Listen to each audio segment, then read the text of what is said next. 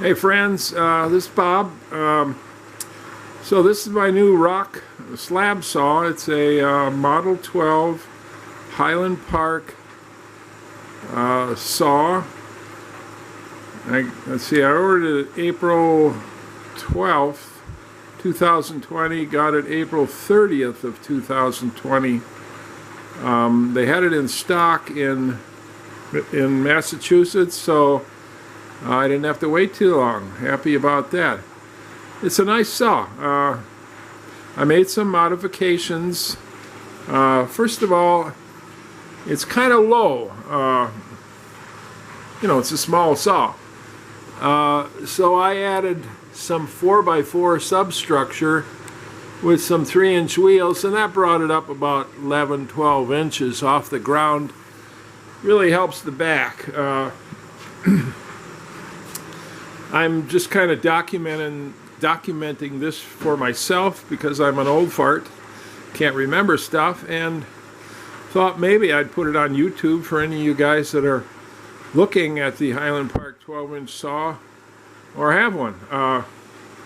So I had one major issue with it, then that was that according to the specs, the cross slide adjustment is 2 inches from left to right.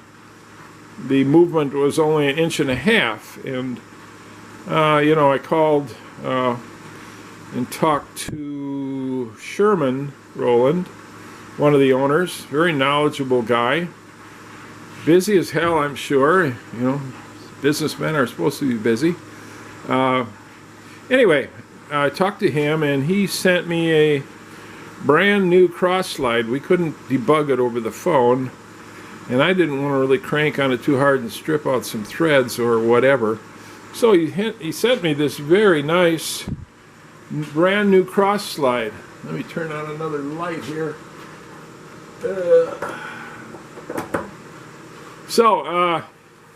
This thing is, precision machine, probably CNC machined.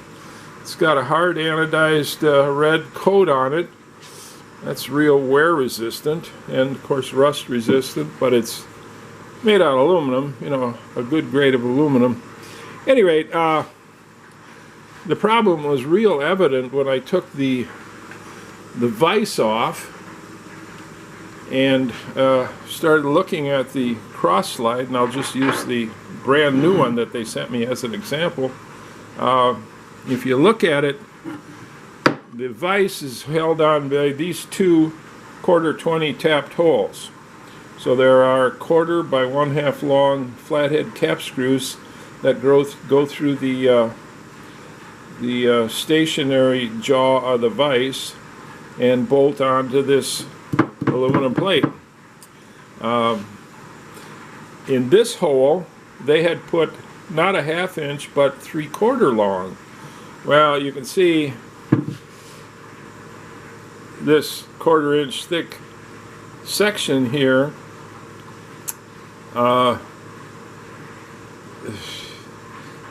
It's pretty thin, and a 3/4 inch bolt goes through that hole. This hole right here, and interferes with this mounting plate, which mounts onto the sled, which runs on the rails and carries the 8 roller bearings. So as soon as the slide was all the way over to the left, that screw interfered with this base plate right on this angled surface here. So that's why I was only getting 1.5 inches movement out of it. Very evident when I took it apart. So I took a 1/4-20 flathead cap screw out of my stock. I ground it down to about 5/8 length, put it in there, worked fine, no problem, end of story. If they send me the prepaid mailing label like they said they were going to do, I will ship this brand new unit back.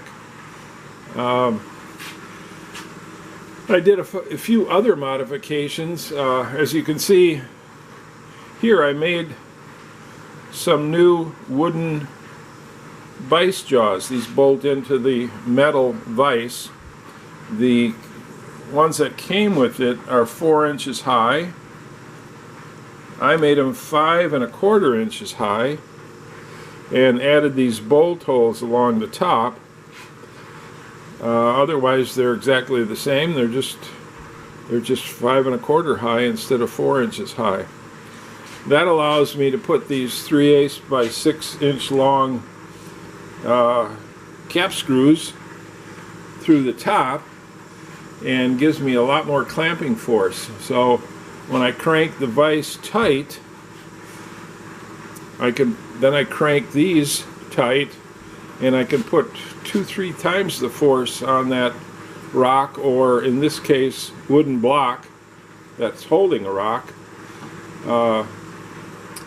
Great clamping force, and I don't have to crank the vise so tight because I'm afraid that there's a little 8mm tapped hole in this movable jaw of the vise, this back jaw, that could easily strip out if you kept cranking on the handle too much. So this extra clamping force is very beneficial in my mind.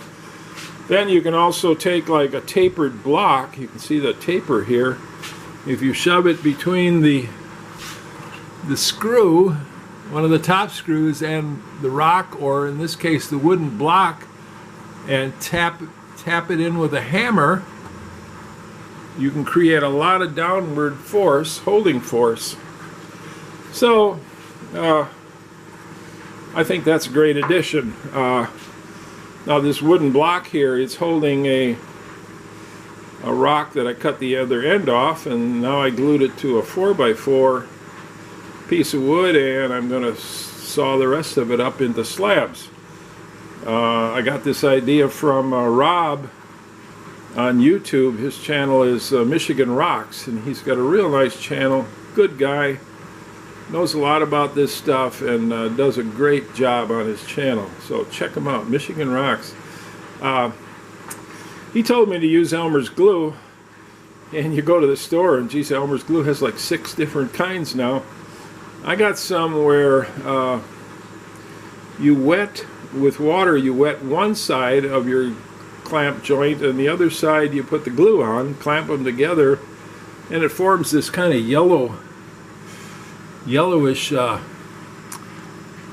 foam around where the glue seeps out of the joint, but does a good job. I don't know if just regular old Elmer's glue would do the same thing. I'm going to try it at some point. Anyway, cutting a piece of jasper there.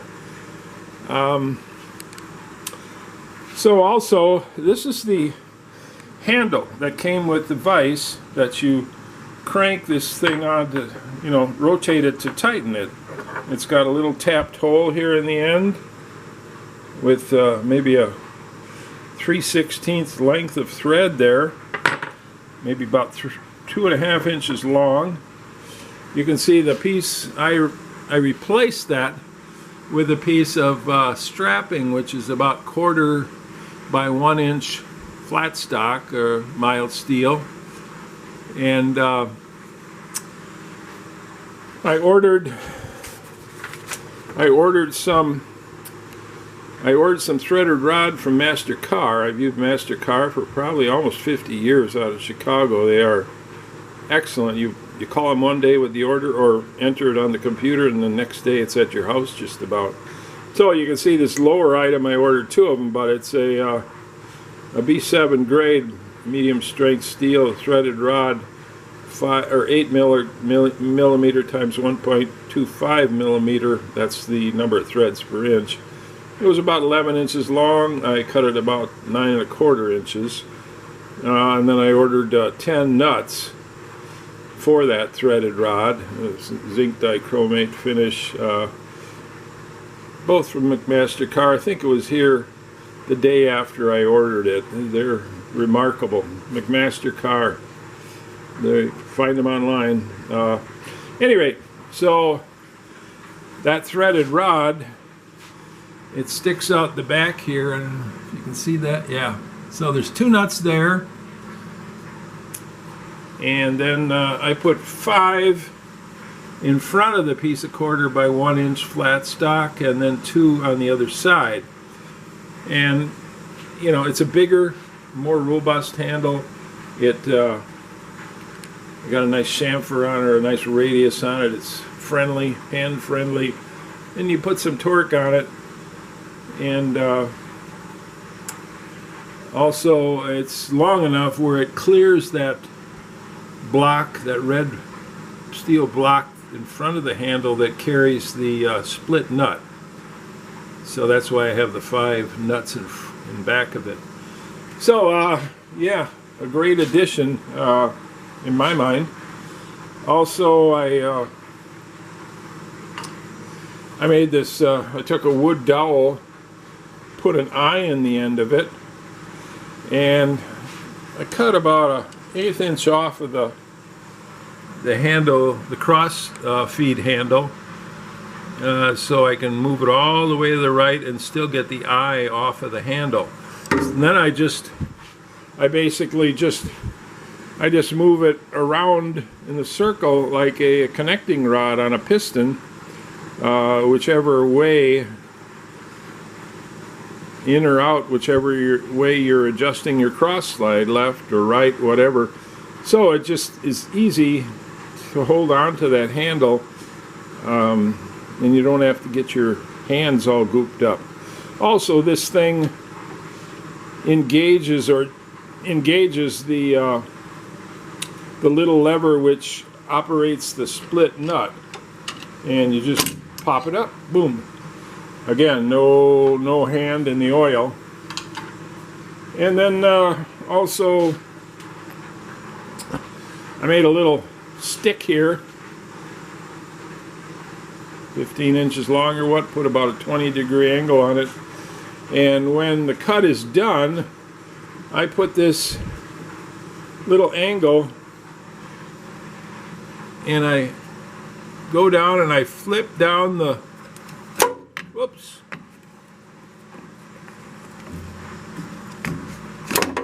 geez, well, you get the idea.